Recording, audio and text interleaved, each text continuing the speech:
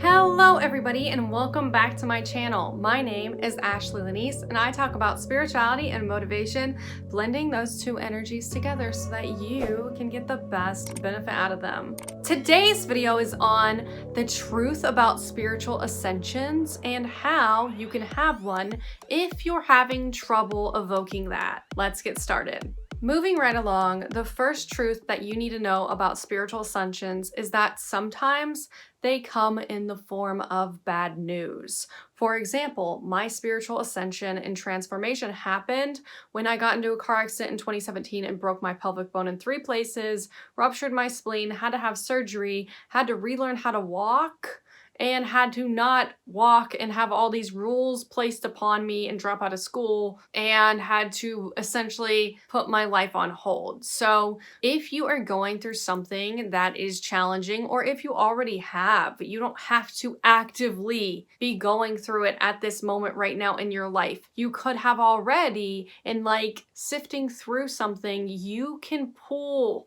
that energy. You don't have to go searching for something traumatic to happen.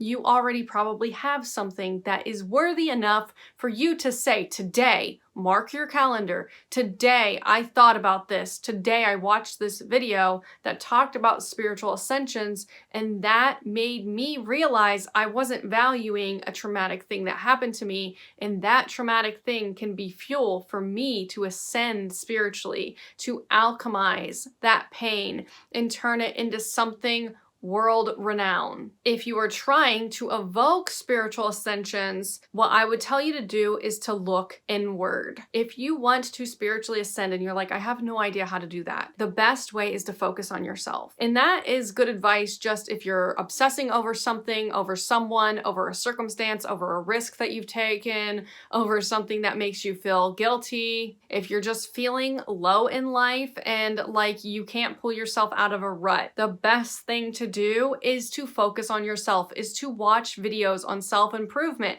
is to look into your Myers-Briggs personality type and then go down the rabbit hole of Myers-Briggs, is to look into your zodiac, look at your birth chart, which is something that I know how to read. So if you DM me on Instagram and you want a reading, just let me know. But anyway, is to look into your birth chart and is to look at your planets. There are free websites. Also, if you don't want a reading, I will link those websites down below because I always like to provide you with genuine information on how to actually ascend. So the best thing for you to do is to tap into yourself. Figure out yourself. If you're struggling with something, look it up, type it into YouTube, how to become confident, how to get over insecurity, things that I talk about on this channel, but things that the internet will help you find. Figure out why you do the things that you do. Be proud of who you are. Reconnect with who you are. Like when you take the Myers-Briggs personality test and you realize you're this one or that one, for instance, I'm an ENTP. When you realize what you are, you will love your personality. You can also take the Ocean's personality test, which I will link all these tests down below for you. But spiritually ascending means getting to know yourself. But then when you get to know yourself, you can journey through all of this. Astrology is not meant to keep you trapped into this is how you are and that's final. It is, this is how you are, and now that you are aware,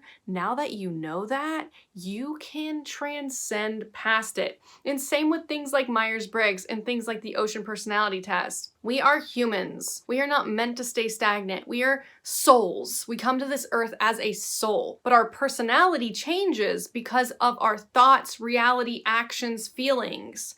Changes our reality. Your personal reality becomes your personality. So when you change your personal reality, when you start to have spiritual transformations, when you focus on yourself, when you get down into the nitty-gritty, this is what I do. Why do I do that? When you do that, you spiritually ascend. And when you do this work, what they don't tell you is that it can be painful. It can be hard to realize, oh, I'm stubborn, oh, I'm mean. It can be hard to realize these elements of ourself, but when you realize it is the moment you let go of it. When we push against something with this tension, we are growing it. But when we allow the facts to be the facts, when we just let go of being emotionally affected by a fact and just see it for what it is in a non-biased point of view, we can then ascend out of it. Allow yourself to feel the emotion. If you are an angry person, allow yourself to feel it without reacting. People don't have to react in order to feel. And a lot of people think every emotion requires a reaction. It really doesn't.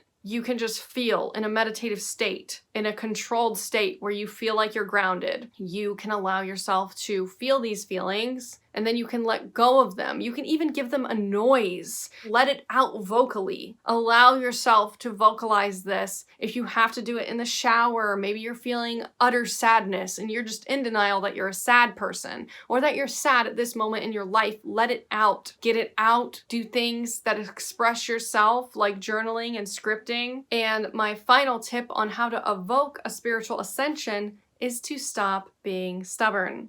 And that's coming from me, and I definitely used to be a stubborn person. The thing is that the universe is trying to guide you.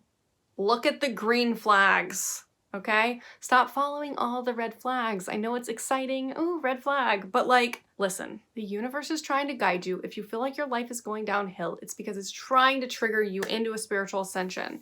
It's trying to show you a different route to go. And when you start to find the green flags, when you start to go towards the healthy things, you will have the biggest breakthrough. There's something called a METANOIA. Hopefully I'm pronouncing that right, but it's what the Greeks believed that we went through to spiritually ascend. It means like having literally a mental breakdown and then spiritually ascending. Now, you don't have to have a mental breakdown. You can have a mental breakthrough. It comes in the form of a breakdown or a breakthrough. An epiphany can trigger your spiritual ascension, one thought. But honestly, one of the best ways is to be open to it. Are you open to it? If you want it, what block is in the way that's keeping you scared from having an ascension? Because if you haven't had it yet, or maybe you are in the process of having it, I get the vibe that that's what's happening quantumly right now, but there might still be a little bit of a block. So if only for a moment right now, because sometimes we need other people to give us permission. That's why we go to the internet and we go to things. I am a sign from the universe, and I'm telling you right here, right now, if only for a moment, allow yourself with your third eye, and I'm doing this with you, to be open to a spiritual ascension, to a spiritual transformation, to a day where you feel like your life was forever changed. And you learned something about yourself and you gained something. And it might be hard, but everything that the universe puts in front of you is going to be something that will teach you. The universe has your back. The universe is guiding you even through your hard and tough lessons. And so if you gained anything from this video, please give it a like. If you like content like this, consider subscribing. Thank you for watching this video all the way until the end, and I will see you all in the next video.